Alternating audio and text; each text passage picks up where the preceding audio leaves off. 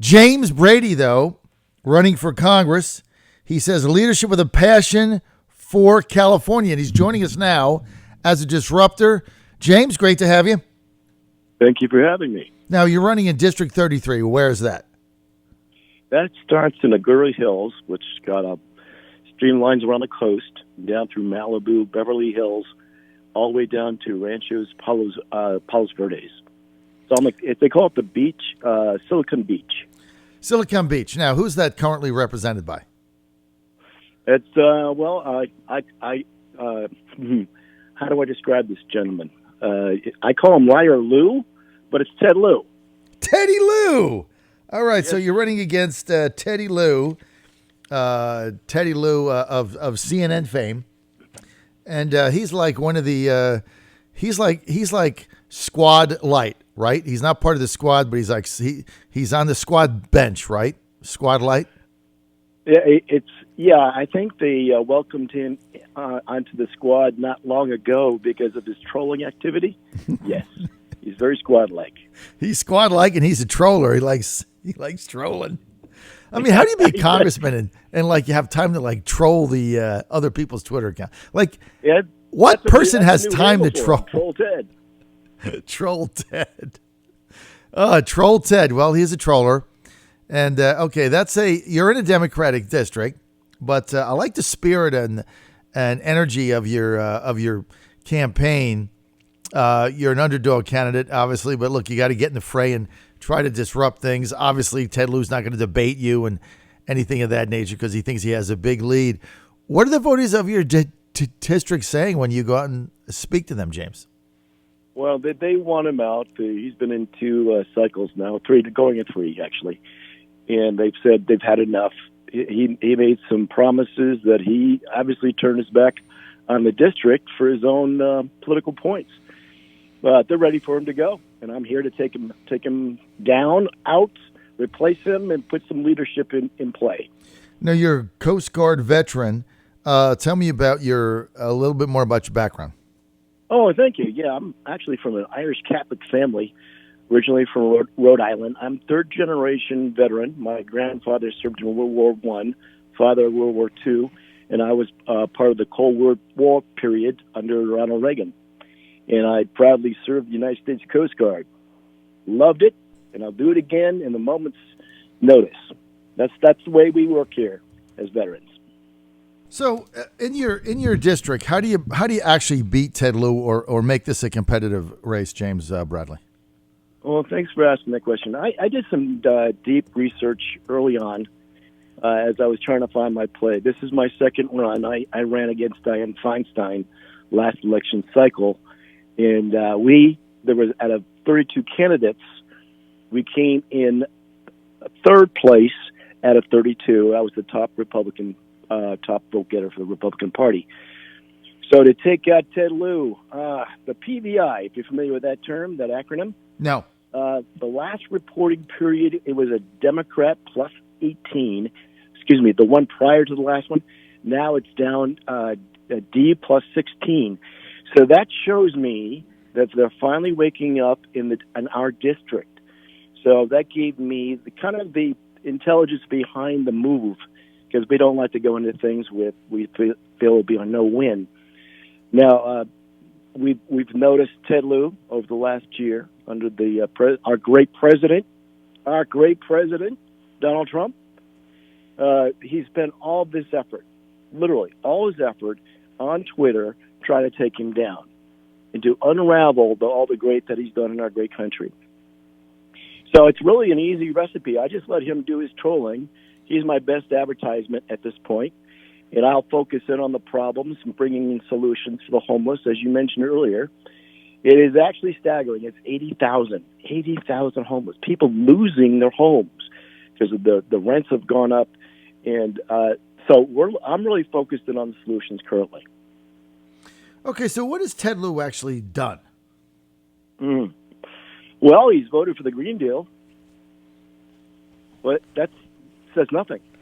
Right. In fact, there was the town hall about 3 weeks now that one of our constituents stood up there saying, "What's how's this Green Deal going to affect my community? That's about 4,000 employees that work for some oil-related petroleum product.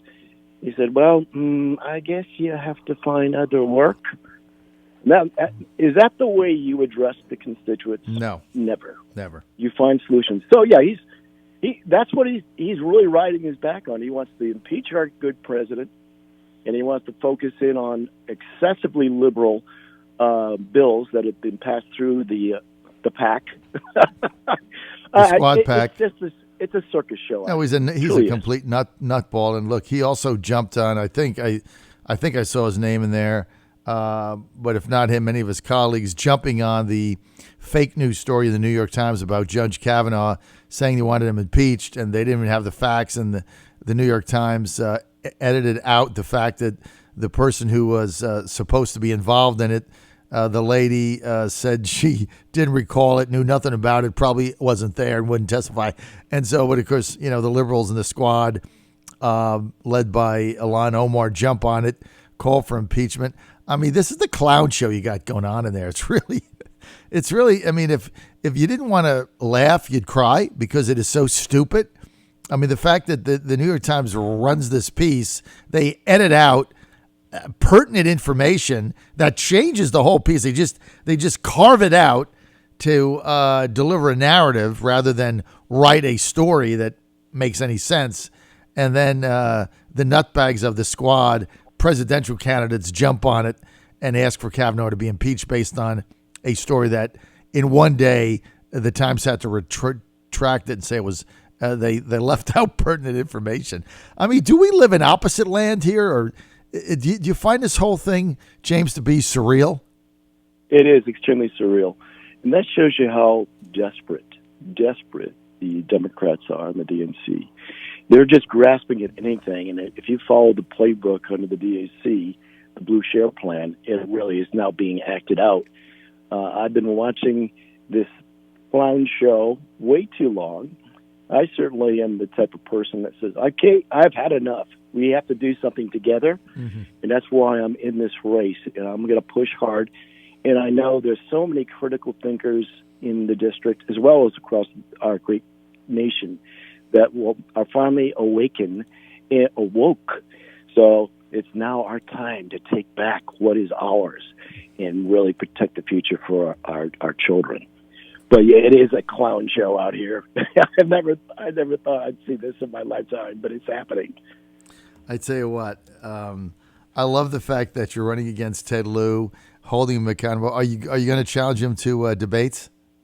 Oh yeah, I'm going to do that. Yeah, I literally announced my run last week. Oh, good for you. So it's been fun. It's been a great time. People have been reaching out to me. What can I do? And that just tells you we're ready for change here. So we have a good. Honestly, I think I'm in this to win this. I don't want to quote who, but I do believe we have the force, the passion.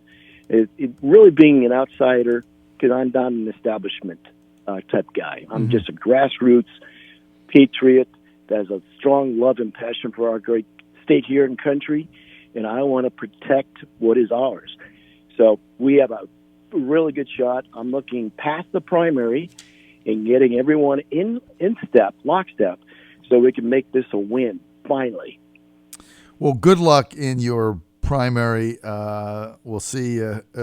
You've got one challenger, two challengers? How many are in that? How many in that race? Oh, we have two. We have actually, they're great guys. We have a gentleman by the name of Brandon Fricke. If you don't know him, he's actually the fiance of Tommy Lauren. Great guy. He's young, a little inexperienced.